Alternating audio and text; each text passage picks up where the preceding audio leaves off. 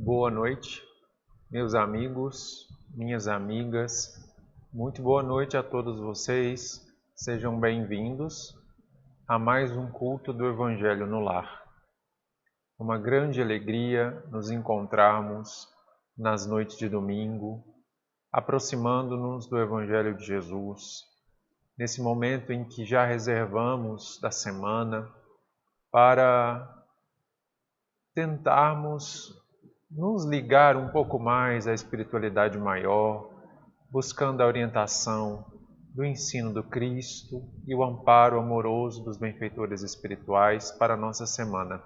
É sempre uma grande alegria para nós, e espero que para vocês também, esse momento em que a espiritualidade já tem marcado para nos encontrar.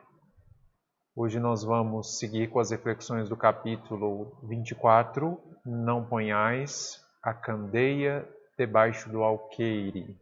Uma frase que traz alguns elementos da cultura da época, que o mestre proferiu, que vai nos dizer sobre os movimentos da verdade e da luz, como eles se dão na jornada evolutiva da criatura, como vão se abrindo as possibilidades de avanço espiritual à medida em que vamos seguindo com nossas vidas imortais.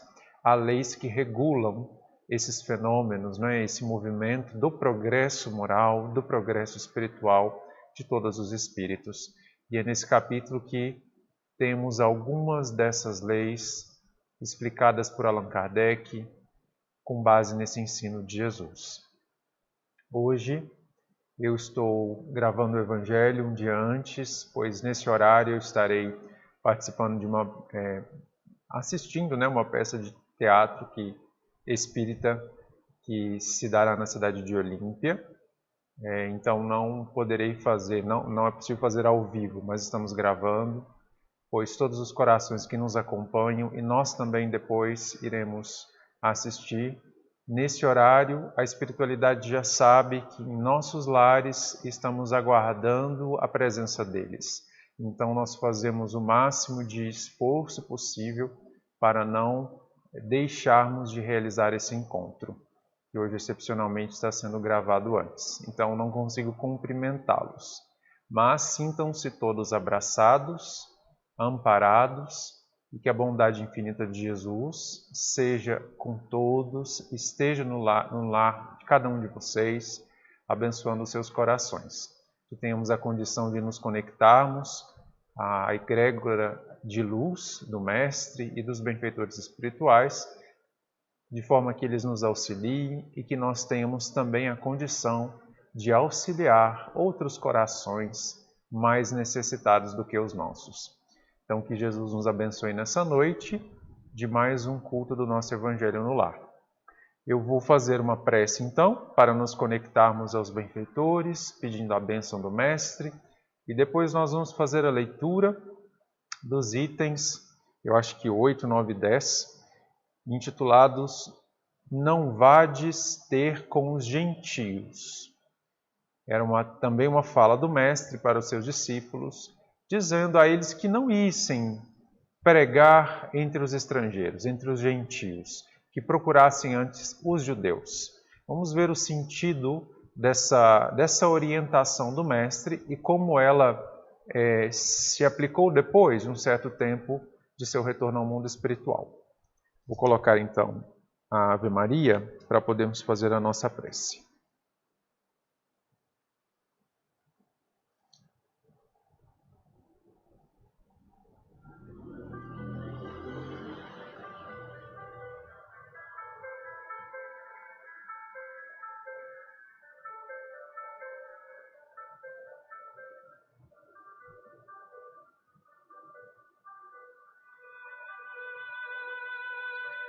Então vamos elevar o nosso pensamento ao Mestre Jesus. Amado amigo, mais uma vez estamos juntos, reunidos, rogando a Tua presença, o Teu amor. As portas dos nossos lares estão abertas, Senhor, para recebê-lo. Seja conosco, adentre, assente-se, compartilhe esse momento em que buscamos a Deus nosso Pai, em que elevamos o nosso pensamento na esperança das soberanas leis que nos regem os destinos, desse bem infinito que é a fonte criadora, esse amor sem limites que nos envolve os passos. Ajuda-nos, Senhor, a senti-lo, a sentir essa paz e essa harmonia, que é o resultado das leis de nosso Pai na sua criação. Pedimos a presença também dos benfeitores espirituais, dos nossos anjos de guarda, espíritos amigos, que não nos abandonam, que sempre estão nos observando os passos, tentando ajudar os movimentos de nossa encarnação. Que eles estejam mais próximos dos nossos corações, nesse momento de prece, de reflexão. E pedimos também a presença dos nossos entes queridos, já desencarnados, que possam talvez se aproximar dos nossos lares, para somar forças com as nossas no movimento da oração. Que eles também sejam beneficiados, Senhor, e que as vibrações de luz, de esperança, do bem que pudermos produzir, sejam levadas aos corações mais aflitos, mais necessitados e que passam por muitos sofrimentos neste planeta. Que a bondade de Jesus nos abençoe os esforços e nos conceda paz na noite de hoje. Que assim seja.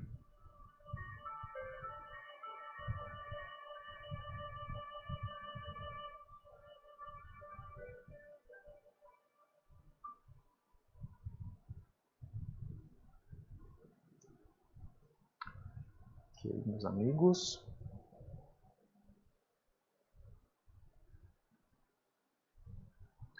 Então, eu vou fazer a leitura para vocês dos itens 8, 9 e 10 do capítulo 24. Não ponhais a candeia debaixo do alqueire. Allan Kardec vai trazer uma fala do mestre e, na sequência, vai fazer a reflexão acerca dela.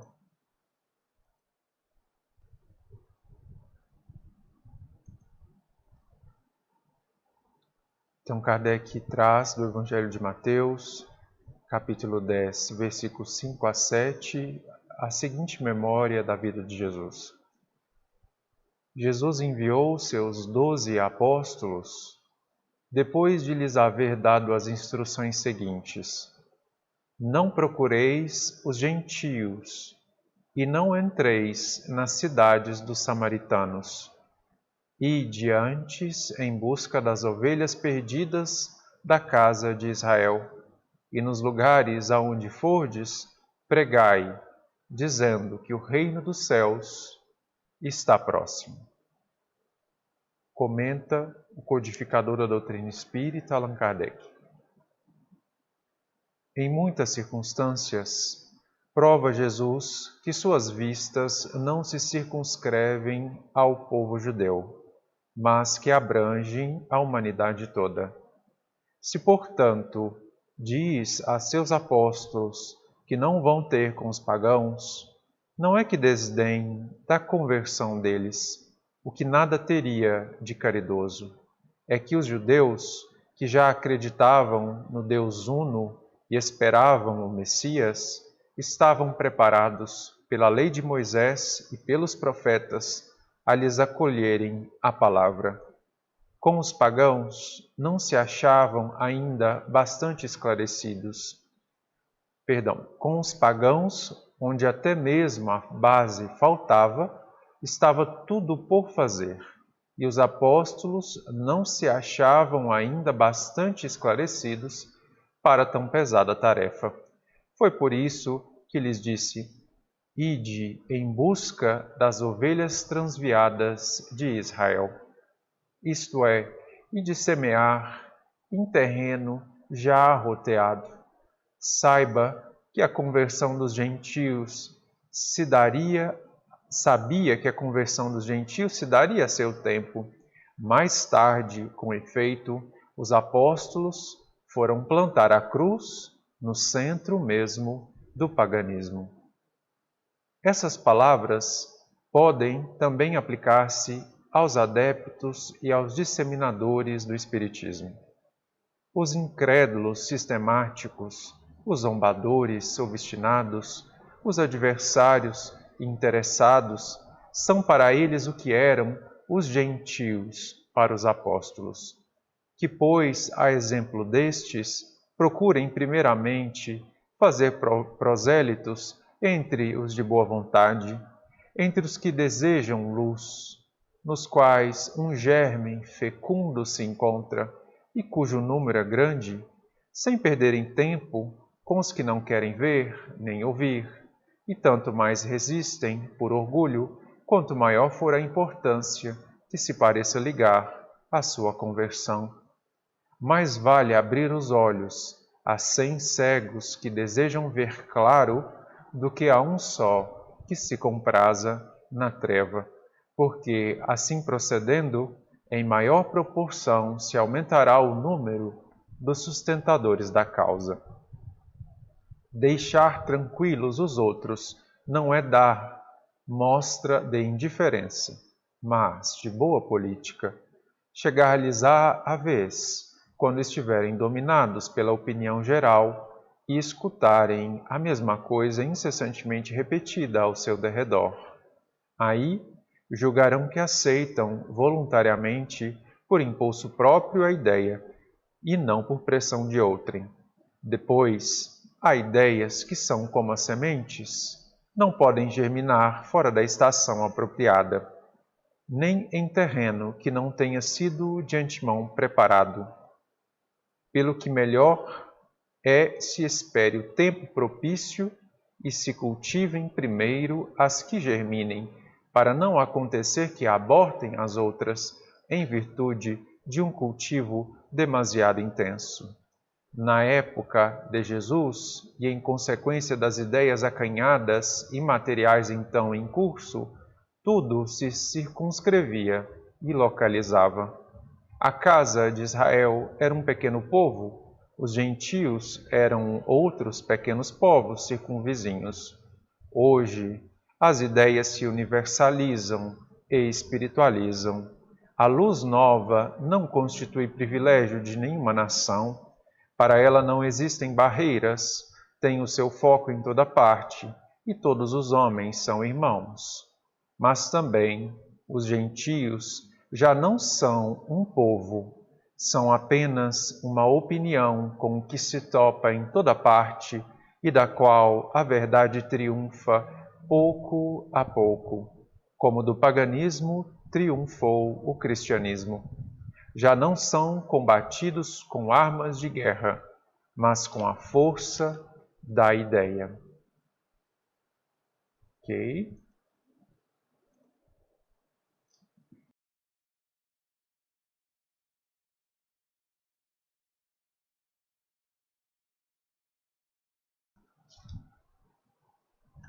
Bom, meus amigos, então,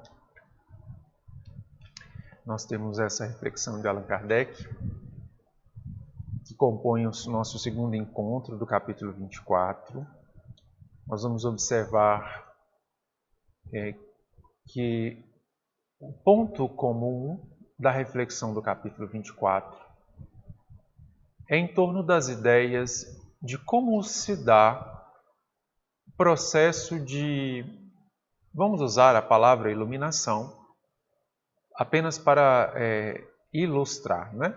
Mas é como se fosse isso, como se dá o processo de iluminação do espírito numa determinada fase de sua evolução, quando ele desliga-se um pouco, desconecta-se um pouco da realidade puramente material da vida e seus desdobramentos e começa a sensibilizar-se com coisas espirituais e, portanto, abrir o seu coração para outras realidades da vida tão reais quanto aquelas da matéria. Esse processo, meus amigos, ele é regido pelas leis divinas. Como nós vimos no último encontro, Allan Kardec trouxe a fala do mestre: não ponhais a candeia debaixo do alqueire. Jesus orientando que não se acendia a candeia, cuja função era iluminar, e a tampava com um cesto, guardando-a para que nada iluminasse. Ele estava mostrando, não. A candeia você acende e coloca no lugar mais alto da casa para que ilumine todo o cômodo. Então o mestre, usando essa fala, ele se referindo por analogia às questões de ordem espiritual, às leis divinas, está dizendo, olha, as leis divinas, o conhecimento das leis divinas não é para você reter, para você criar seitas, criar grupos exclusivistas e fechados e impedir os outros de ter acesso a isso. É para que seja divulgado e vivido, pois a lei do bem liberta e deve libertar a todos para uma vida mais plena. No entanto, ao mesmo tempo, nós vimos que o próprio mestre envolvia os seus ensinos em véus, em simbolismos, em formas dadas pelas parábolas, que às vezes dificultavam um pouco o acesso à informação que ali estava. Mas o mestre usou por bem fazer dessa forma. E aí Allan Kardec traz estas questões e nós vimos que Jesus nunca impediu-nos de acessar o conhecimento das leis. Ele é a própria manifestação da lei divina entre nós, realizada talvez no ápice que já podemos testemunhar aqui na Terra. Nunca esteve fechado, mas sempre foi graduado, sempre foi regulado, muito mais pelo nosso tempo evolutivo do que pelas próprias leis, porque não há portas fechadas no universo, né? Tudo está aberto, mas tudo se abre à medida que o espírito se abre. Então, a própria lei de evolução, de progresso, respeita o ritmo de cada espírito na jornada evolutiva, seja nas questões de ordem intelectual, nas questões de ordem material e, sobretudo, nas questões de ordem espiritual e moral, que são a base da evolução do espírito. Então, por que o mestre usava parábola? Porque naquela época, sobretudo quando ele falava em público, era um monte de pessoas diferentes e algumas ainda não estavam sensibilizadas o bastante para entender algumas coisas. Então, Jesus pegava o ensino, vamos dizer assim, embrulhava, né, na parábola, e entregava a parábola. E aquilo ficava com aqueles corações por um certo tempo, até que, sensibilizados estavam, abrissem o embrulho da parábola e encontrassem ali um ensino. Está acontecendo até hoje. Toda vez quando a gente procura uma parábola de Jesus, hoje com o olhar da doutrina dos Espíritos, nós vamos encontrar lições espirituais que antes não tínhamos visto. É sempre muito extraordinário esse movimento de estudo do Evangelho. E vai seguir, não é? Conforme o ponto evolutivo em que estivermos, meus amigos da jornada, o olhar que nós temos sobre o Evangelho será sempre diferente. Nós sempre vamos encontrar algo a mais na vida de Jesus que antes não tínhamos visto.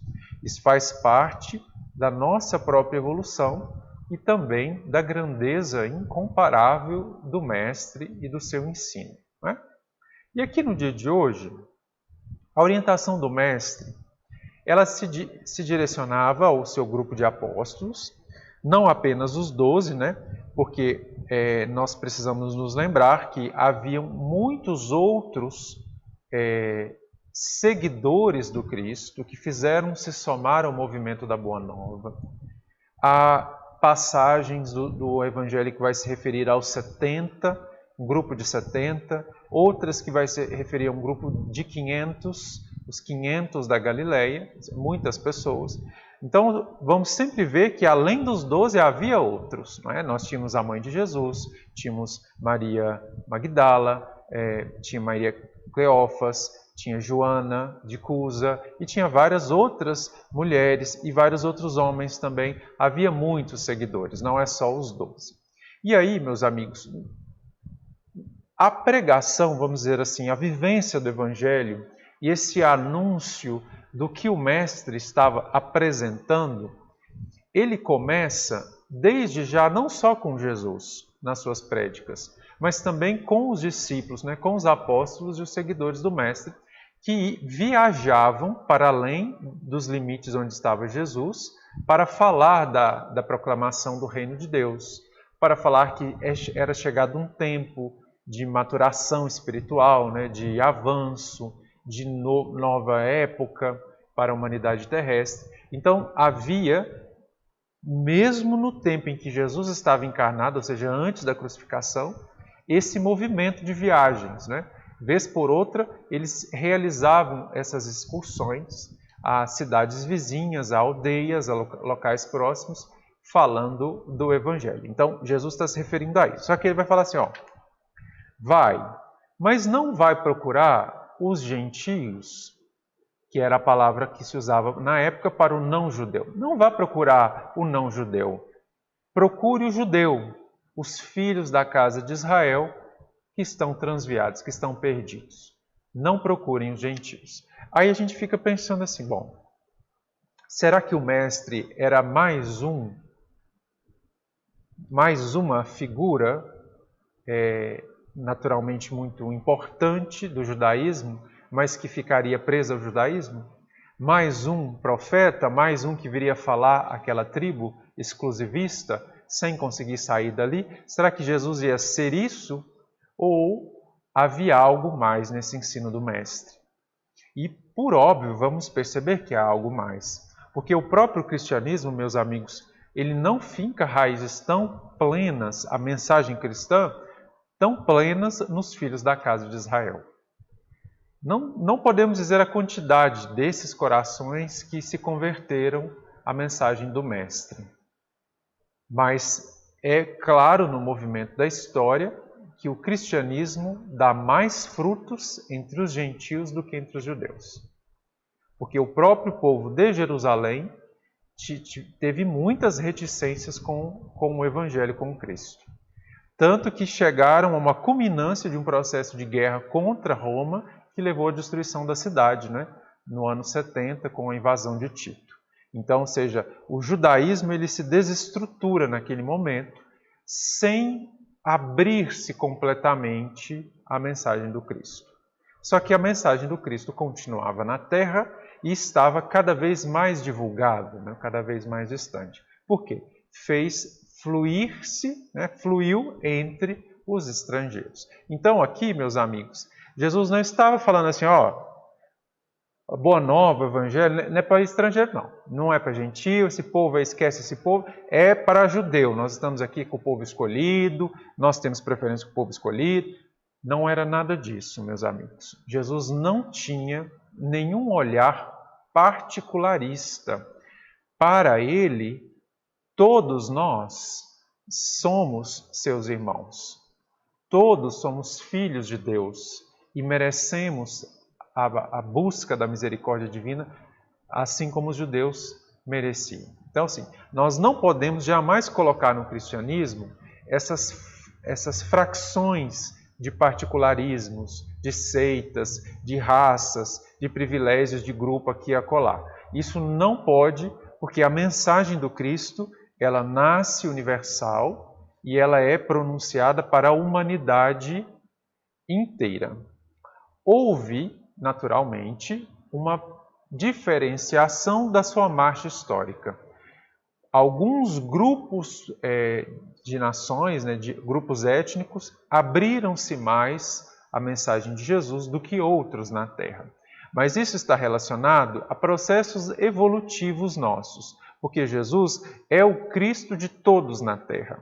E ele fala também, do mesmo jeito que falou a nós, ele fala aos outros povos do planeta que não estão tão abertos à mensagem cristã quanto no Ocidente se está. Entre aspas, né? Vamos colocar entre aspas, porque de cristianismo a gente está muito distante ainda. Mas pelo menos está por aí, Jesus está por aí, não é?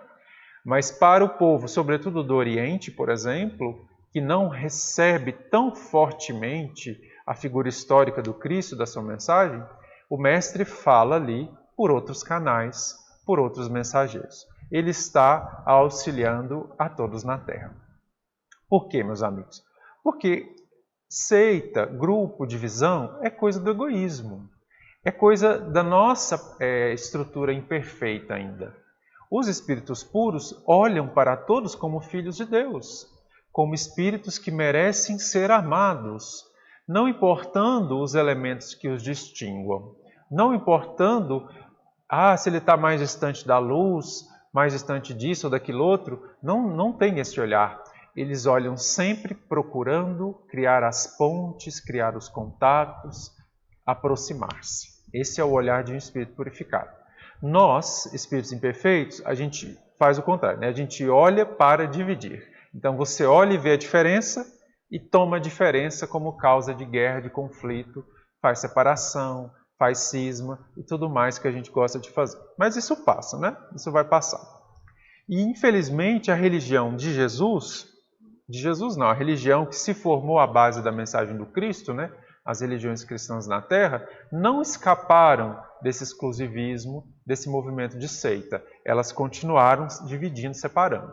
Tanto que houve muito conflito entre elas e entre outras, e por aí foi. Né? Mas vamos voltar aqui na base da orientação de Jesus. Por que o Mestre, naquele momento em que ele ainda estava encarnado, falava isso? Aí, meus amigos, nós vamos entender assim. Como eu falei a vocês no último encontro, a lei divina, o amor de Deus, que é manifestação da fonte criadora em toda a criação, ele envolve cada espírito e ampara cada espírito integralmente desde o primeiro dia de sua jornada evolutiva. Nós somos amados por Deus incondicionalmente, mesmo em eras antigas, muito antigas, em que ignorávamos completamente a existência de Deus. A fonte criadora estava ali nos amando e nos amparando. No entanto, chega um momento de nossa jornada evolutiva em que vamos despertar para a consciência, para o livre-arbítrio, para a inteligência e vamos começar a pensar em Deus. Vamos começar a pensar na causa, na origem. E isso vai nos ligar conscientemente à ideia de Deus. De forma que nós vamos procurar esse movimento que é um movimento, né, de espiritualização. Ele começa por meio das religiões da Terra, mas na base é um movimento de espiritualização. E é nesse movimento que se dá esse processo que é gradual de cada espírito se abrir para a vida espiritual. Por quê? Porque nós evoluímos em contato direto com a matéria, com as encarnações mais materiais, e vamos amenizando isso, vamos subindo, né? Vamos purificando. Esse é o movimento da evolução. E aí, meus amigos, tem uma certa etapa da nossa evolução que nós não temos psiquismo para falar de coisas espirituais. Nós não conseguimos conceber coisas espirituais, porque toda a nossa estrutura de vida ela está enclausurada pelos limites do corpo, das nossas encarnações. Então nós não temos lucidez espiritual, nós não nos lembramos de nada do que acontece no mundo espiritual, que existe, mas a gente não lembra. Então, ou seja, a gente vive assim com os pés bem fincados na terra. Né? Só que Deus não esqueceu da gente porque a gente está nessa condição. Entende? Nós precisamos entender isso. Porque às vezes fala assim, aquela pessoa que recusa a religião, que não faz nada, que não se espiritualiza, que não faz prece, que não procura isso aí, né? Deus que cuida, né? Vá lá. E olhando com um viés negativo. Mas nós temos que ver, meus amigos, que está ali também um coração de um espírito imortal, evoluindo, aprendendo e se abrindo aos poucos a uma compreensão de Deus mais espiritual.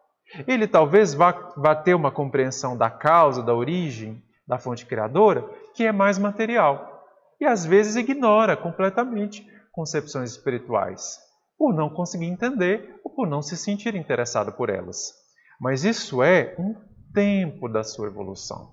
Chega um momento em que ele se abre.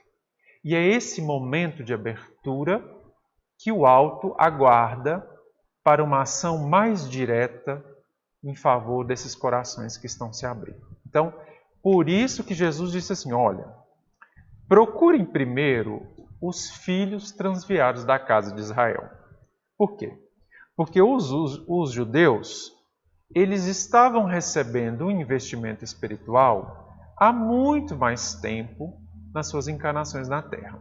Então, eles já estavam sendo informados da existência de um único Deus, de um Deus imaterial, de um Deus eterno, de um Deus que era justiça, mas que tinha amor também. Então, ou seja, são encarnações e mais encarnações ouvindo isso, se sintonizando com essa ideia, abrindo-se para essa ideia. Então, eles estavam mais preparados para entender a mensagem do Evangelho do que os estrangeiros que não tiveram aquelas experiências evolutivas, que ainda viviam em particularismos muito mais agudos construídos na religião pagã, de vários deuses, vários cultos, vários tipos de adoração, não é? Várias culturas. Eles ainda não estavam tão abertos. Então Jesus está falando, olha, vamos começar aqui pelos que estão já, tá quase lá, né? Eles já estão mais preparados. E claro que os discípulos naquela época, eles ainda eram alunos, né? Estavam aprendendo o Evangelho. E Jesus não ia pedir para um aprendiz procurar levar uma mensagem que é espiritual para aquele ser mais material, mais distante das coisas divinas. Porque isso é muito complicado de fazer, meus amigos. Eles não teriam como fazer. Né? Então, Allan Kardec vai dizer assim, olha, não é que Jesus ignorava os estrangeiros, jamais. O Mestre veio para todos. Mas ele sabia que os seus discípulos não tinham ainda recursos espirituais para estabelecer pontes de contato com os gentios, para falar de coisas divinas. Ia dar briga, não é? Não ia fluir. Então Jesus está falando, olha, vão primeiro nos que estão mais próximos, que já estão abertos, né, às ideias da religião do judaísmo, eles vão entender melhor aquilo que estamos falando aqui, da vinda do reino, da boa nova. Depois viriam os gentios. E depois, de fato, veio. Não é? Há alguns anos depois da morte de Jesus, da sua desencarnação e seu retorno ao mundo espiritual, o Mestre chamou quem para essa tarefa? Paulo de Tarso. O grande Paulo de Tarso, que era um coração já escolhido para essa tarefa desde antes, né? Até antes, quando ele era contra o cristianismo, ele já estava designado para estender essa mensagem entre os gentios. Por quê? Porque ele foi criado entre esses mundos. Ele estudou nas maiores universidades gregas da época. A cidade de Tarso tinha uma universidade aos moldes da Universidade de Atenas. Ele conhecia a cultura grega, conhecia a língua grega, os clássicos, a filosofia, conhecia as formas de adoração do paganismo, pois os seus amigos com quem ele se criou e estudou estavam vinculados a essas realidades, embora ele nunca tenha se afastado do judaísmo. Então ele vivia entre mundos. Ele conhecia o mundo grego como nenhum outro judeu. E ele conhecia o mundo judeu também por estar muito informado, né, de toda a revelação de Moisés e de todas as realidades culturais do judaísmo. E aí Jesus olhou para ele e falou, é você. Por quê? Porque ele tinha mais preparação para sair desses limites de uma cultura, de um grupo, de um povo, e levar uma mensagem que é universal, uma mensagem que é da lei divina de todos os universos da criação, ela não é de nenhum povo específico, para aquele povo mais distante dos judeus. Ele tinha melhor preparação. Tanto que de todos os apóstolos do Cristo, o que teve mais encargos em relação a essa tarefa com os gentios foi Paulo de Tarso. Nem os mais próximos de Jesus, como Simão Pedro, como João, como Tiago Menor, Lucas veio depois, né, mas os primeiros 12, não tiveram tanta ação de serviço com o Evangelho entre gentios como teve Paulo. Por quê? Porque Paulo tinha recursos para isso. Então, meus amigos, Jesus, ele observa o plano divino na Terra e dá-lhe execução. Só que o mestre não dá execução ao plano divino de improviso. Jesus não é um principiante, não é? Então ele olha os movimentos evolutivos, cósmicos que se dão na Terra e aguarda o tempo de cada coisa.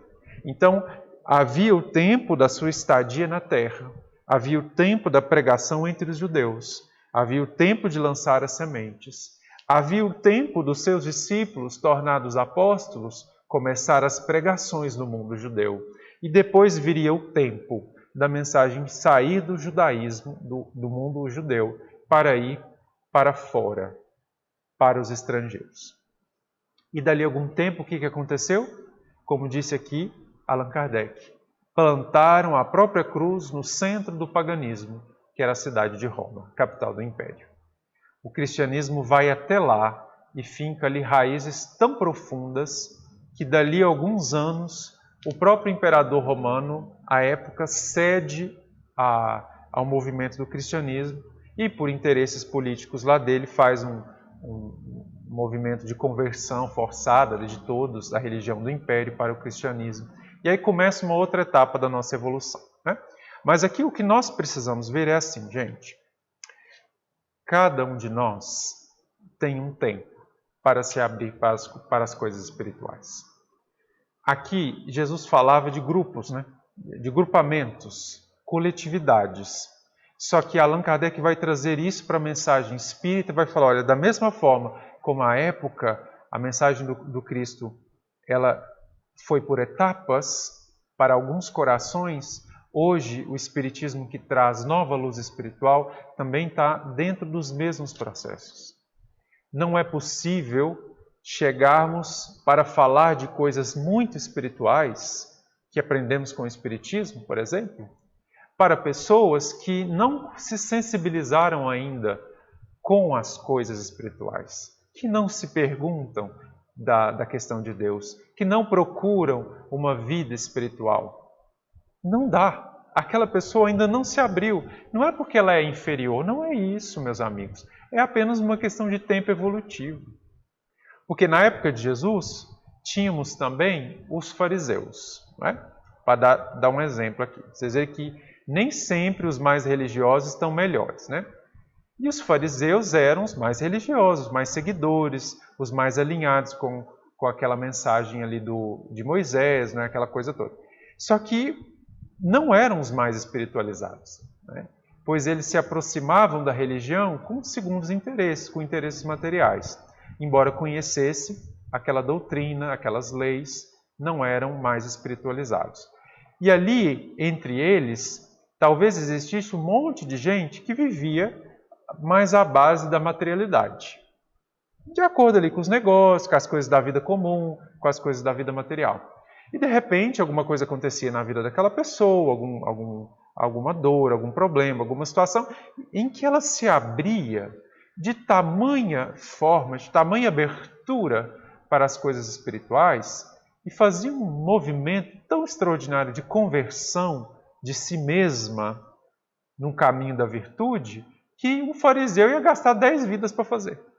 Então não podemos olhar para as pessoas do nosso convívio que não se interessam por espiritualidade, que não se interessam por religião, que não se interessam por Deus, por lei divina, por nada disso, como pessoas inferiores. Nós podemos ser surpreendidos.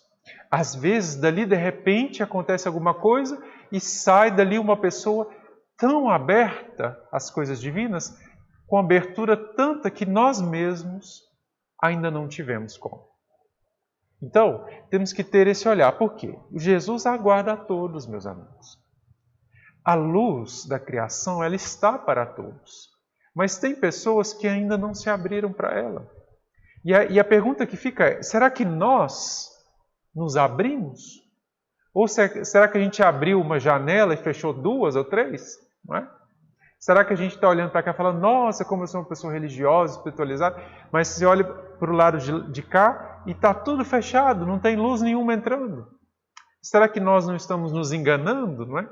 Enquanto tem algumas pessoas por aí com realidades diferentes, que talvez estejam até melhores do que nós. Então nós temos que ter esse olhar para não deixar as vaidades espirituais nos enganarem. Porque o que promove uma elevação do espírito não é ele frequentar uma religião ou interessar-se por coisas espirituais. É ele se espiritualizar, efetivamente. Espiritualizar não é nada mais, nada menos do que se integrar em harmonia com a criação de Deus. Isso que é espiritualizar. Então, às vezes, tem pessoas aí tão mais integradas com a harmonia da vida do que nós, ditos religiosos, que conhecemos Jesus, que conhecemos a doutrina espírita. Temos que pensar isso, não é? Senão a gente acaba se enganando. E, claro, sempre vai aparecer um que são os mais incrédulos, né? Que é aquele assim que briga, né? Falou de coisa de religião, já, que é isso? Mas isso não existe, isso é larápia, isso é coisa para gente ignorante. Sempre tem um assim, né? Eu sei que vocês vão conhecer. E aí a orientação que nós recebemos do Mestre é que cale-se, para esse coração faça silêncio. Pois ele está numa etapa de sua evolução em que ele soma o afastamento das coisas espirituais com uma soberba, talvez intelectual, com uma arrogância, talvez por dispor de algum recurso na criação, criando assim um revestimento altamente refratário para as coisas divinas. Essas pessoas, meus amigos, não é que elas não merecem a nossa atenção, mas elas não precisam do nosso gasto energético para tentar convertê-las a qualquer coisa. Não funciona. Tanto que quando veio o Espiritismo, Allan Kardec ele teve uma noção assim, muito clara para que veio as ideias espíritas, para quem elas veio. E ele percebeu claramente que a doutrina espírita não veio para os religiosos. Ela veio para aqueles que estavam afastados da religião, mas que não eram completamente refratários às noções de espiritualidade. Eles só não estavam se ajustando, né? Então, seja, pessoas do intelecto, pessoas da cultura, pessoas que tinham boa compreensão da vida, mas não afinizavam-se com as ideias religiosas da época, né? Mas, da mesma forma, pessoas simples da vida comum, com o coração aberto para as coisas divinas, que também não via na religião da época aquela coisa. E a doutrina para eles era um bálsamo que explicava, que orientava, não é? E tinha sempre a figura, não é, daquele assim, intelectual, briguento, materialista, não é? Refratário à religião assim, há 20 encarnações na sequência, brigando, sempre tinha esse. Eram os mais complicados. E o que Kardec fazia com esse? Não fazia nada. Não dialogava, não brigava, aguardava. Se ele procurasse se informar com o coração aberto, naturalmente o codificador iria receber.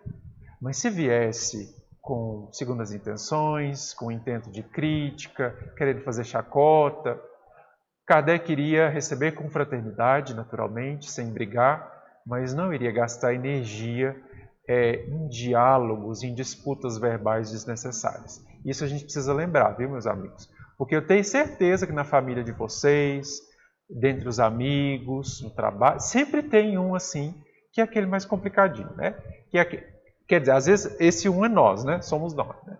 Ou fomos nós. Que é aquele assim que tocou no assunto, ele já pega ali para fazer uma chacota de Jesus, não sei se de Jesus, ou dos religiosos, ou da espiritualidade, ou de qualquer outra coisa. Aguardemos. Porque a evolução, meus amigos, ela tem etapas. E nós não podemos violentar a consciência de ninguém. Então Jesus compreendia claramente essa lei, né? Tanto que ele foi estendendo a sua luz à humanidade gradualmente, né? Paulo de Tarso ele veio na hora certa, nem antes nem depois. E depois de Paulo vieram os outros com outras tarefas. Então era tudo equilibrado para que não houvesse violência. Porque, meus amigos, Pensemos uma coisa aqui. Nós vivemos em Deus. Deus é a criação infinita que nos envolve. Não há ninguém apartado de Deus. Então, de certa forma, todos nós, na nossa vida, nas nossas experiências, estamos aprendendo algo das coisas divinas. Mesmo o mais materialista, mesmo que só viva para os negócios da terra, para as coisas da terra, mesmo esse também, porque as coisas da terra também são divinas. As realidades da vida também provêm de Deus. Então, mesmo esses estão realizando alguma coisa, estão aprendendo alguma coisa ali. Nós não podemos querer rotular, dizer não, o religioso é só esse que segue esse script ou aquele script. Não. Todos nós estamos nos desenvolvendo e aprendendo sobre as coisas da vida maior todos os dias, só que cada um ao seu modo.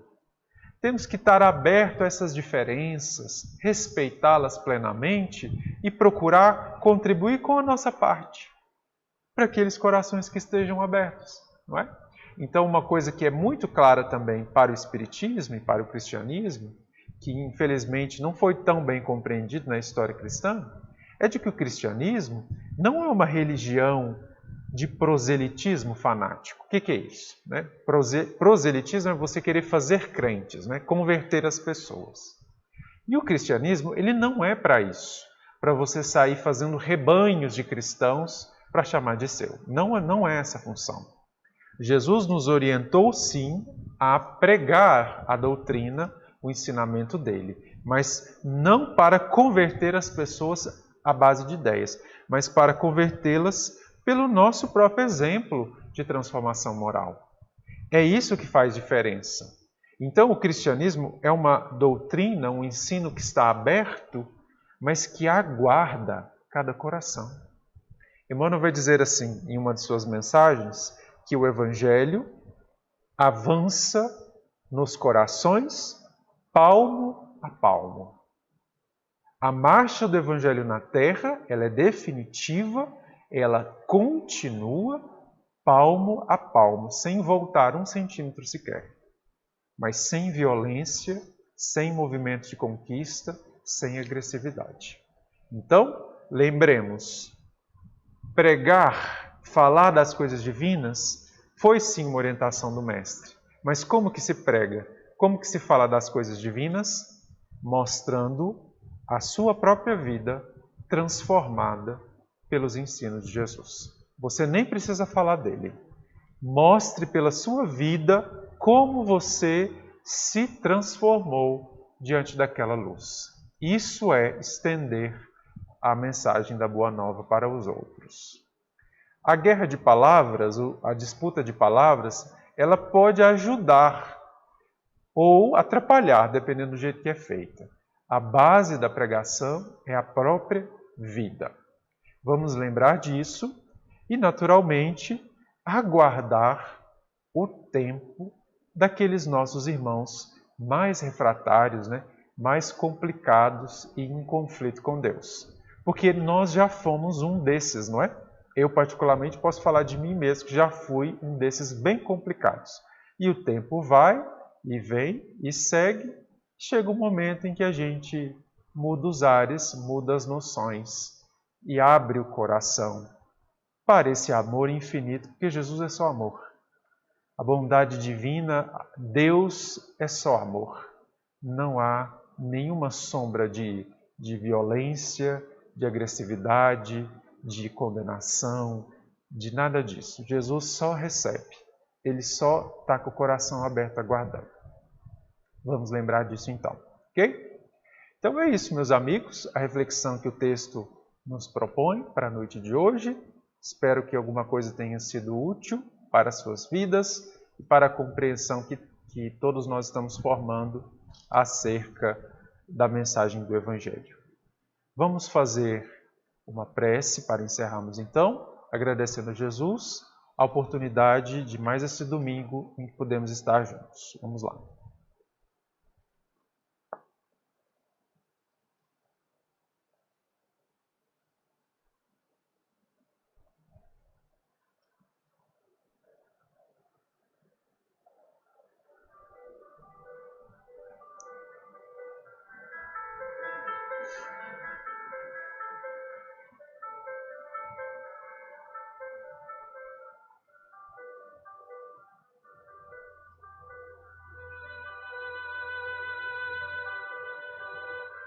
Então vamos agradecer. Agradecer ao Mestre Jesus pela oportunidade de termos recebido nessa encarnação, mais uma vez, a mensagem do seu Evangelho.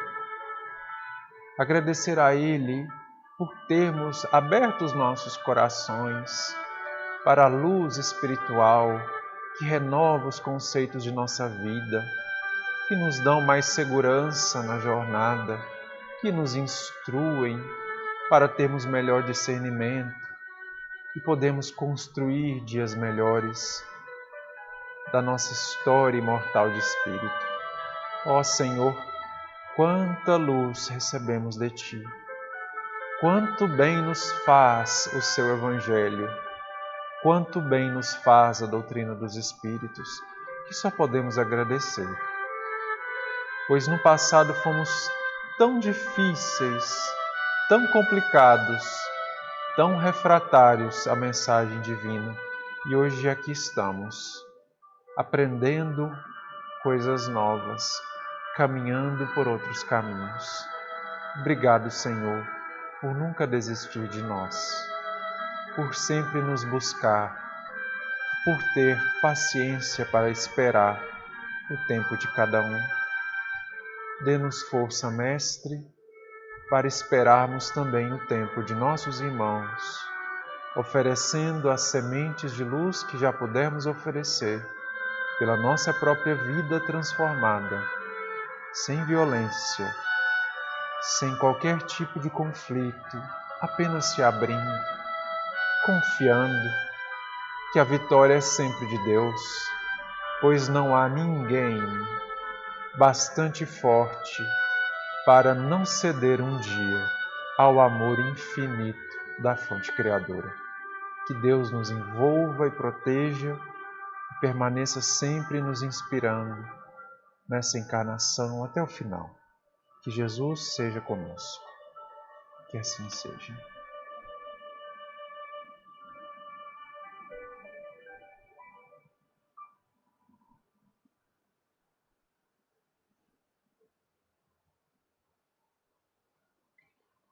Ok, meus amigos, muito obrigado então pela presença de vocês, por terem nos escutado até o final. Ao longo da semana nós teremos as nossas atividades do Centro Espírita Bezerra de Menezes.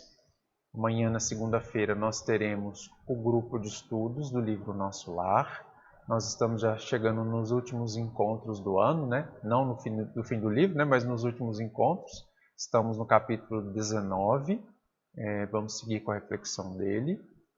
Ou do 18, né? 18 ou 19, algum desses. Agora me escapa o número.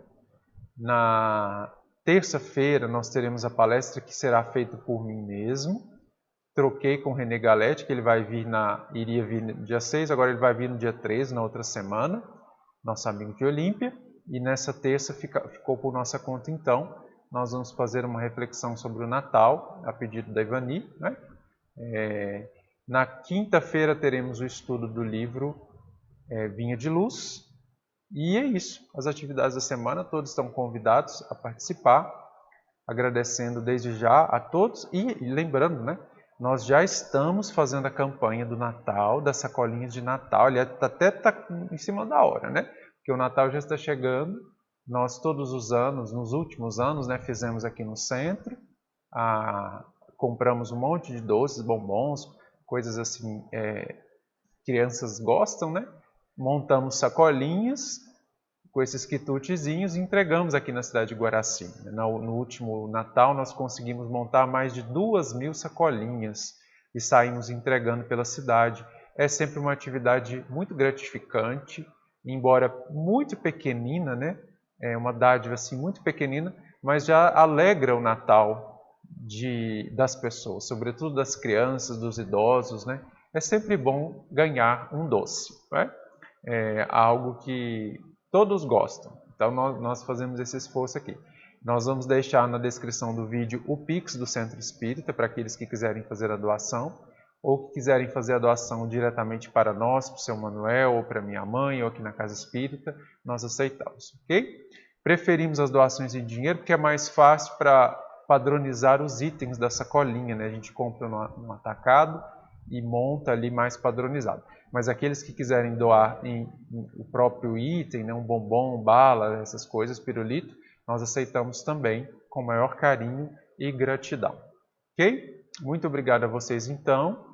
Nós vamos comprar no dia 17, hein? Então nós temos aí menos de 15 dias para fazer essa campanha, porque ao longo da semana anterior ao Natal a gente monta tudo, as sacolinhas, para entregar um dia antes, no dia 23, aqui na cidade. Ok? Muito obrigado a vocês então pela presença. Que Jesus abençoe os seus corações, lhes conceda muita paz e uma abençoada noite de sono. Fiquem com Deus.